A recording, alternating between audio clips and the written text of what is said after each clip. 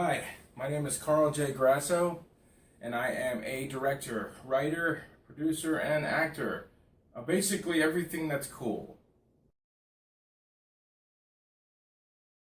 Hey there. I know what you think. Who's this guy on my TV? Oh. Red? I apologize. You've never given me a reason to be suspicious of you. I like you. I'm sorry. Okay, what's the mystery? Why was this door taped? Abby, hi. I'm Mr. Richards. How are you? It says here she wears a hearing aid.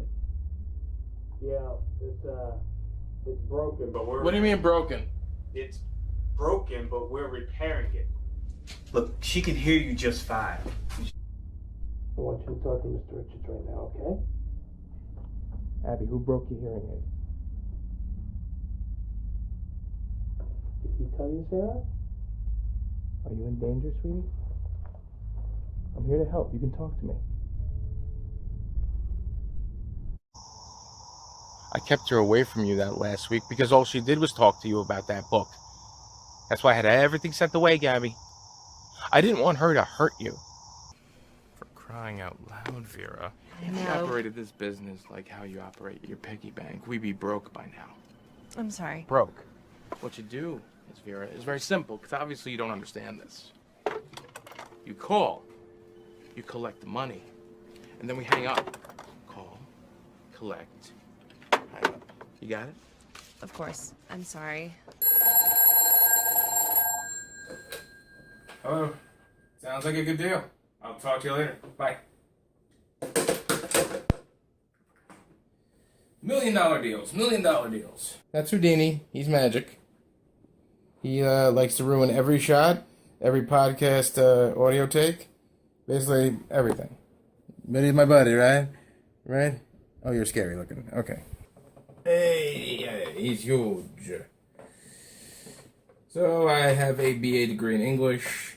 I've been writing since I've been a kid. Like I was saying, my grandmother gave me a typewriter.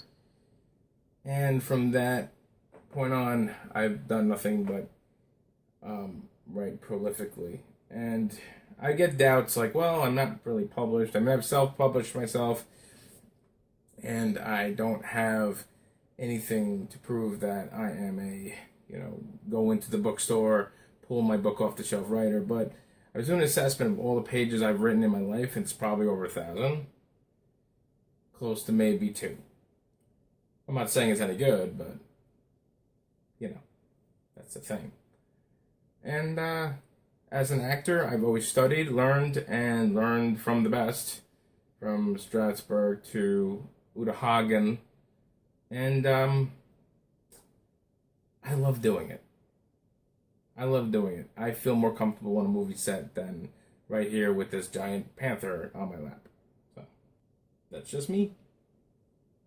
I have all sorts of equipment for doing voiceovers, and I work for this podcast, which is the Tragedy Academy podcast.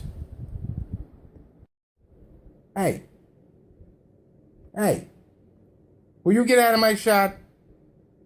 My hobby is books.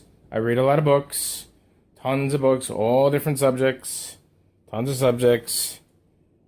Yeah, that's basically me. I also have a gym in my office. I have to stay in shape because I'm also an actor. And seems when I've lost a lot of weight, I got a lot more offers for better roles than just being the fat friend. And that's a good thing. So I work out with my Everlast boxing thing, my stair climber, and a recumbent bike given to me by a friend. And that's the way to keep in shape if you want to be an actor. When I learned how to type, I was given a typewriter when I was a kid by my grandmother, and it was a classic, I believe it was a Royal. And then she moved on to Smith Coronas, and I got the electric typewriter. So I never officially had a keyboarding lesson until I got to high school. But that's how I learned how to type and learn how to do this.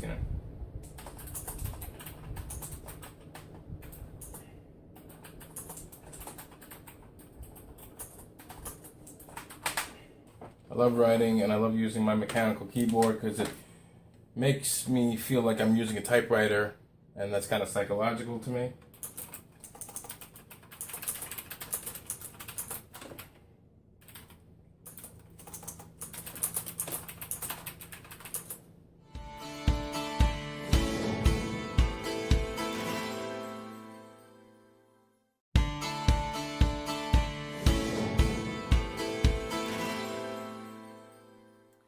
Hey everyone, and welcome back to another episode of Breaking Character. My name is Jordan Page Suddeth. I'm the show creator and host. Thank you so much for tuning in today. Today, I am really excited to have Carl Grasso on the show. He is a writer, he is a creator, he's an actor, and so without further ado, let's head to Zoom. Hey everyone, I am so excited to have Carl here on the show today. How are you doing? How's your day been? It's been okay, actually. That's How's your better day? than being bad. I love that.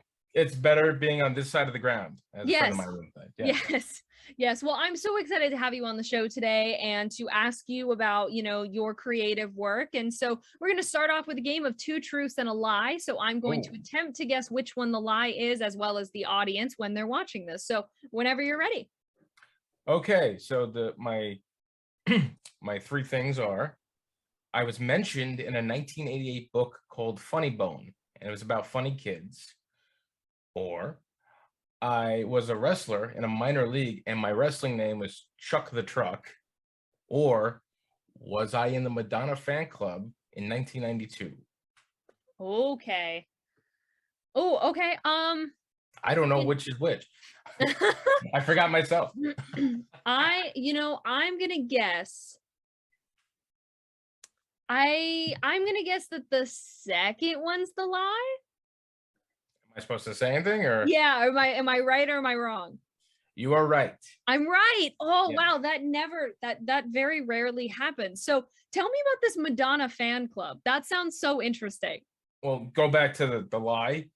It's kind of a half truth because I was supposed to play that character in a film, but my wife got ill, so I couldn't. I just because the guy's name is Chuck the Truck. That's just hilarious. Nice. It was around the time where the movie A League of Their Own came out. Okay. And it was actually a very wonderful movie if you haven't seen it. And it was on like HBO like over and over and over and over again. Mhm. And I was sick a lot. Well, I was sick a lot as a kid to begin with. And so I would just like stay on the couch watching that. And Rosie O'Donnell made me laugh. And, the movie's a funny movie. It's actually a very thoughtful movie. Mhm. I haven't seen it in a while, but it's something to check out. Gina Davis is in it. I think she was nominated for an Oscar. And Madonna had a hit song called, excuse me for this one. I think This Used to Be My Playground. I think that was the hit song back then from that movie. So check it out. Yeah, but I'm always looking for, movies and TV show recommendations are great. So that is awesome. Oh, so moving into our questions. So you told me that you have a short film called The Envelope that you wrote, directed, and starred in. And I would love for you to tell us a little bit about that experience. And what would you say was one of your most valuable takeaways from that experience? Well, basically it was a challenge. It was one of those things where, maybe we should make a movie during quarantine, during COVID-19. And I'm like, that's insane. How? And then I kind of thought of, with all my horror movie knowledge and all movies from the past, like, well, what about movies where people weren't in the same shot? They were on a phone, or they were on, Star Trek, screen to screen type of thing. Mhm. So I'm like, I could do it. So I proved to myself I can do it. And I could just make a film using different actors all over the country. And I did it. Wow, that's awesome. I love especially all over the country. That is so cool. Yep. From Minnesota to New Jersey to North Carolina to New York. Wow. That is awesome. And just as you said, like being able to prove to yourself, especially in such a difficult time that the world was going through, of like, no, like I can do this, like, and you made it happen. I did. Which is awesome. Oh my gosh.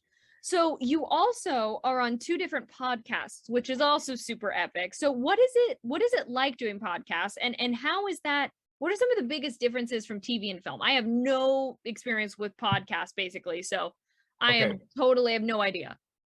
I fell into doing podcasts as a casting director for another company. Okay. And my own personal podcast, which is Audiophiles Radio, AUDIOPHILES, not files, not like X Files. Came about where I wrote a show for this other company. They didn't want it. So I said, you know what? Again, kind of like what I did with The Envelope. Let me see if I can make a radio show. So it's like an old-fashioned radio play. That's why that I kind of don't think it's a podcast. It's more of a hero movie, action movie for your ears. Oh, okay, cool. That's what I wanted to do. And it took a lot of work. It's a lot of work, and it took a lot of love and patience from the amazing cast and editors and sound effects people. And I thank them profusely, and I love every second of it. And I'm glad that happened. The other podcast I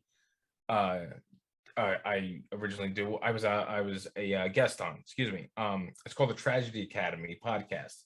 It's hosted by Jay Hicks, and it's a show created to bridge societal divides in a judgment-free zone, using candor and humor to bridge the divides between people who are obviously different. And we've got guests with past tragedies. We've had people who went through struggle, from a woman that I know who lost her daughter to epilepsy, to people who struggle with addiction and body dysmorphia, PTSD, illness. And I mean, it's an adult talk show, but it's just wonderful conversation. And each interview with these different people is amazing. So you're not going to get the same type of interview each time. Jay Hicks is amazing, and he's a great guy. That is awesome to hear. And I love that, you know, and I mean, the first one talking about, you know, it basically is a story, but through audio form. You know, it's up to you to visualize everything, but you're hearing everything. And then sounds like such great conversations from the second podcast. And I love that, hearing, you know, people's stories and inspirational, and all of that can just be so incredible. And then, yeah, how is it super different to TV and film, since you've been on sets like that before? What do you find are some of the biggest differences? Well, now basically with the pandemic, you can work from home, so it's easier. You can build your own studio. I kind of have my own little setup, where actually Jay Hicks kind of helped me with that a little bit. And I work at my own pace, and I do my own takes for whatever reading. I've done a few voiceovers. I did a voiceover in a short film where I play Glitch Trap, the evil rabbit, and it's a Five Nights of Freddy fan film. And Okay. I play the evil Glitch Trap.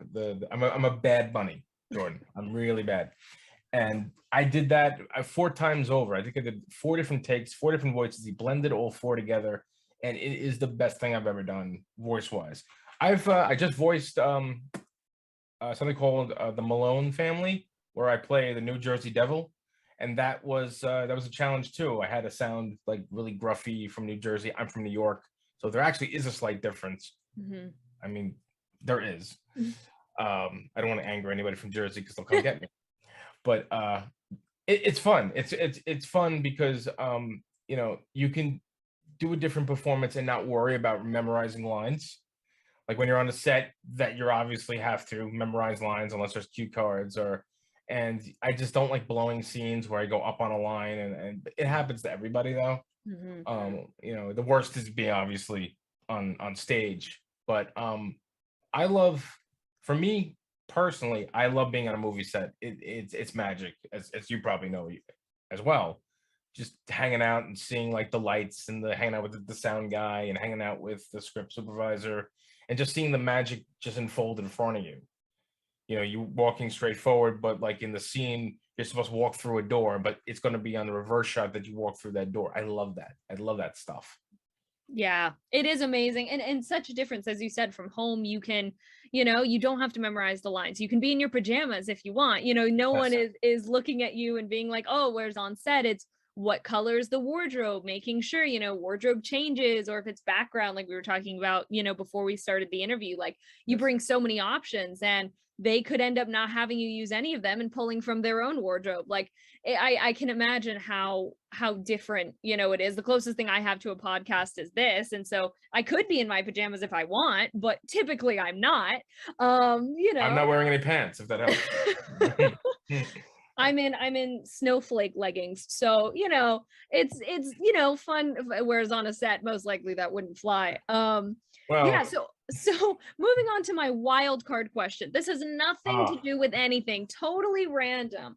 But I what am wearing pants. is Oh, that's not what the question. is your most prized possession and why? Good question. My prized possession. Okay. I would have shown it to you. It's actually it's an old-fashioned carousel music box that I got from my grandmother, and it's over 100 years old. I think it still works too. Wow. It's behind glass. It's like one of those antique roadshow type of things. And my grandmother has passed just 20 something years ago, and it was something that always makes me think of her, and she was always inspiring me to push harder and do other things and to always follow my dreams. So that's kind of a special thing to me as well. Something close that I actually got off of eBay.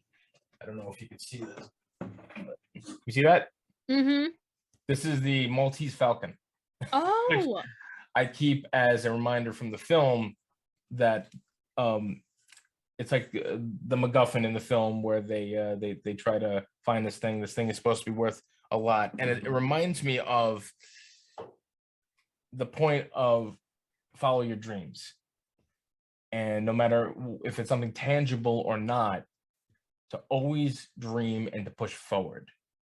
And I got that off of eBay. It's made of plastic, but it's something where if I'm upset or I'm stuck or I'm like I'm done, I look at the Maltese Falcon and I go, well, that's what dreams are made of right there. That's like one of the second to last lines of the film. that's So awesome. I mean, that music box being over 100 years old, that is such an yeah. incredible thing. And then I love the inspiration of one of my first college assignments was taking a scene from the Maltese Falcon and having to Oh, adapt it from its book form to to a scene. And so when you said Maltese Falcon, I was like, wait a second. That is so cool. Okay, so moving on to our second game, which is called memory association. So the way memory association works is I've got my random word generator pulled up here on my phone, and once I get to a good word, because some of the words are terrible and they're just okay. don't spark any memories at all, I'm going to say the word and we're both going to share the first memory that comes to our head when we hear that word, even if the memory ends up having nothing to do with the word. If it's the first thing you thought of, then great. So our word, this isn't too bad of a word. Our word is wander. First thing that comes to my head, a song lyric. I'm the wanderer, yeah, the wanderer. I wander round, around, around, around. It reminds me of being in my dad's car listening to the oldie station back in I'm not gonna give you my age, but a long time ago. Oh, that's my first one that I thought of was my parents and a whole bunch of other families used to book a cabin in Tennessee for New Year's every year. And typically it was up in every time it was up in the mountains, and it was this huge cabin because it was however many, families that were there with us. And one year I made the not so great decision a few of us were, me and like three of the other kids were walking down like one of the side paths like near it, and they decided to go back. But I was like, no, I want to explore it a little bit more. And I lost track of time, and I felt so bad because everyone was so worried and it was like 15 minutes later that I decided to turn around and just walk back up the path.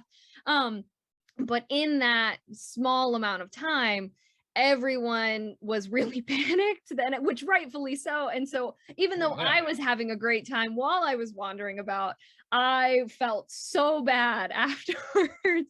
And I was like, I didn't even like think, because of course I knew I was okay, but I was like, they didn't know that. They would have had, so that was one of those where like it was fun in the moment, and then I was like, that was not a smart decision. So that's the first one that came to my head. Now we have GPS trackers, we can find you immediately. Yeah, exactly. Track So you mentioned in your vlog that writing is a huge passion of yours. So could you tell us a little bit about what drew you to writing in the first place? It's the one place that you can create and control everything as a creator. Very true. Yes, later if you want to publish or submit it for a production or for a magazine, a publication. I mean, there are 1,000 editors that want to change things. My advice is you have to be your own editor, teacher, and critic. You have to go through so many drafts and edits yourself that when somebody wants to edit your stuff, you can have a good case to tell them that, no, this is my story. And this is what I want to have. Or you can have the edification to actually go, you know what? I want to collaborate. And I think I'll take some ideas from other people. I love that. I love being in control of my own little universe. Like Mythos on a Train, I went through 17 different drafts. This is my action hero podcast there. And each draft I had to go, nope, that's not going to work. It's audio. It's not video. Nope, this person's got to say this. Nope, we got to make a sound effect here. The audience isn't going to know that. I was very, very disciplined and hard on myself. And if I would have done this, I don't know, high school or something, I wouldn't have done that. I would have just, assumed everybody knows what I'm talking about. And you can't do that. Yeah. I love that. As you said, like there's no limitations. There are no limitations when you are sitting down and you are writing yourself, which is so cool. It's like daunting at one area because you're like, wow, all of the possibilities are open right now. So it's like scary at one point, but then it's also just totally freeing when it's like, I can do whatever I want. I can make whatever world I want. And no one can tell you that doesn't make sense unless if you're trying to put it in something that, but yeah. And in that initial stage, well, you can do anything. There's so many paths you can go down. Do I want to take it down this path? Or do I want to take it down that path? It's like years ago, there were things called choose your own adventure little storybooks. Yes. I have quite a few on my bookshelf. And sometimes I just take them out and I go, can I not die? This time, when I was younger, I'm like, oh, I want to die the stupidest way, follow the snake into the lair, that kind of thing. And what's going to happen? But now it's like, now I'm wiser and I'm like, I don't die when I do it. Because I'm like, I wouldn't do that. I'm not going to jump off it. Why would I jump off a roof? No, I'm not doing that because I'm a little bit older. So I have a bad feeling about that decision. Yeah, we had one of my college assignments was to basically create a choose your own adventure through one of the, and I can't remember the program, right? Twine. That's what it's called. The program is called Twine. And I remember it being, it was like coding and like programming, very little, but I was like, ooh, I like the story aspect of this. But the technical side is a little intimidating, but it was a lot of fun and really cool to come out the other side and be like, wow, this is an actual thing that like could be, it's a short, like choose your own adventure game. So yeah, just those the limitations don't exist when it comes to writing. Yeah, absolutely.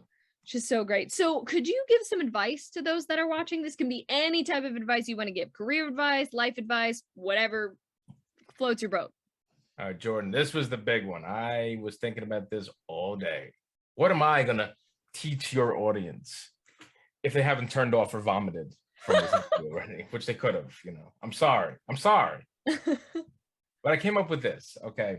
And this is going to be hypocritical and counterproductive, but I deal with family members and friends who are addicted to social media and have problems with it. So here is my advice. No human being to survive needs social media. I use it, Jordan uses it to promote things because it's like a big classified ad. We used to, where I was growing up, it's called a penny saver. You'd find it in the newspaper to look up and say, oh, look, someone's selling a lawnmower. Okay, that's what you could use it for. I'm not getting political. I'm not doing that. But social media can poison you in the fact that you are like a gambler looking for that high of, oh, I need the next like, I need the next this, and that's bad. It's bad if you have an addictive personality. So what you do is just don't let it take over your life. Don't let the anxiety of social media destroy you, and don't let sadness stop you because of it. Okay, walk away, delete the app off your phone if you need, or come back, make a deal with yourself to check it like 3 times a week, twice a week, not 30 times an hour. Mm-hmm. Okay. If somebody is your real friend, okay, they will find a way to communicate with you other than liking that picture of that enchilada dinner that you posted, along with the several other pictures of the same enchilada dinner you posted over your entire social media career. Mm-hmm. So just be real with yourself. Put down the electronics. Go outside. Experience life. Definitely. No, I love that. And it absolutely can be, you know, I see people like around my age all the time that'll post about how they're taking a break because they've noticed that it affects their mental health or it affects them negatively. And I admire them for having that, you know, having the self-awareness to go, okay, I can't do this. I haven't properly checked Instagram in a month and a half just because of how busy things have been. And so Right. in one case, it's like, okay, that's great. And then another case, I'm looking forward to catching up on my friends and what they've been doing that I may have missed. But yeah, absolutely. I think it's great advice to, you know, realize that not everything is inside a screen, you know? It's for the original purpose of, let me show what the grandkids are doing, or I wonder what's Jordan went on vacation. Let me see her pic. Not that I gotta see Jordan's pictures, but it's just, you know, oh, she went to Tennessee and she ran out from her parents. I gotta see what's the cabin look like, that kind of thing. But am I earning? Am I oh God, I gotta see those pictures. Mm-hmm. I mean, you have to. It's hard because social media is woven into everything now.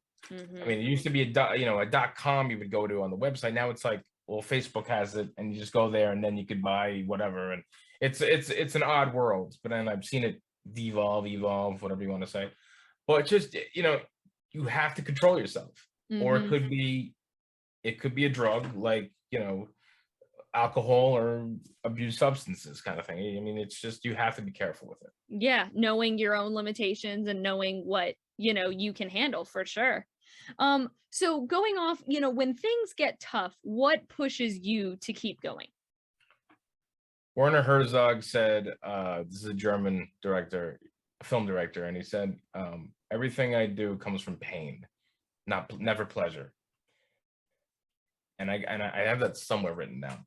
My pain of others pushes me through things, because I want to see the triumphs of people going through the pain, Mm-hmm. that they don't succumb to it, and they don't give into it, and they don't let it overtake them. One of my best friends is deaf, and I love her with every inch of my energy bar, if this was a video game. And she just got cochlear implants, and I was just so proud of her and happy for her that she has close to her hearing is close to restored. I mean, it's not perfect, but I mean, she's learning to deal with it.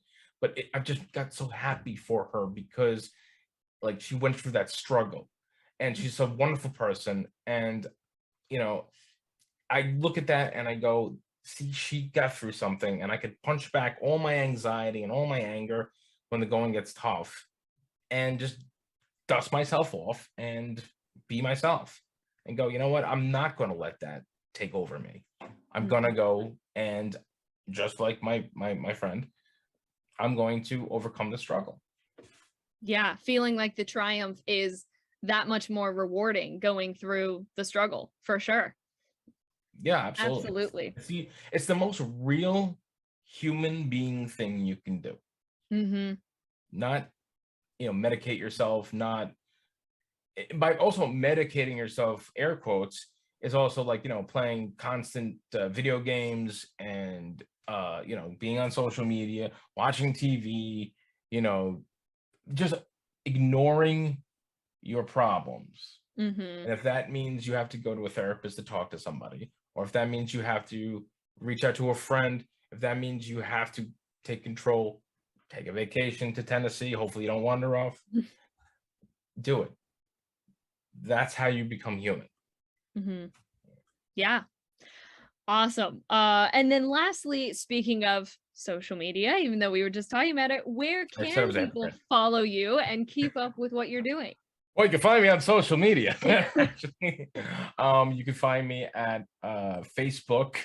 Oh, jeez, I do sound like a hypocrite. Facebook at Audiophiles, AUDIOPHILES NC.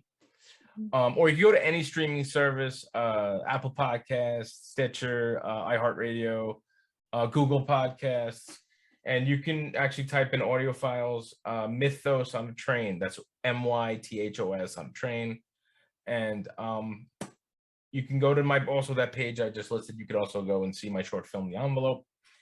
And please go to the tragedyacademypodcast.com to see what Jay Hicks is up to and what we all are up to. And you can also follow his podcast with any streaming service. Same thing with mine, actually. We have the same, we go to the same service, actually. So please go to the Tragedy Academy podcast as well. Yeah, it's a podcast for everybody, if that helps. Perfect. Well, that will all be in the description of this video, so everyone can go click on all of those links, check out both the podcast, check out the Facebook page, and see your short film as well. And that is all my questions. So thank you so much again for being on the show. It was great talking with you. This is amazing. You are a gust of fresh air in a very stuffy kind of world. Well, thank you. Well, I'm going to click stop on the recording and we are going to head out of Zoom. Thank you all so much again for watching. I really hope you enjoyed. Happy 2022, by the way. Can't believe it's the new year. Very excited for what this year has in store. If you would like to follow Carl or I on any of our social medias, you can check out the links below in the description. You can also find a link on how to submit yourself for Breaking Character if you're a creative and you're interested in being on the show. Next week, I am super excited to have my friend Steph on the show. Now, Steph's last name, to be quite honest with you, I still am not entirely sure how to pronounce. I need to ask Steph, and so I am not going to butcher it on here, but I will have it figured out by next week's videos. So I'm very excited to have Steph on the show. So thank you all so much again for watching, and we will see you next Tuesday.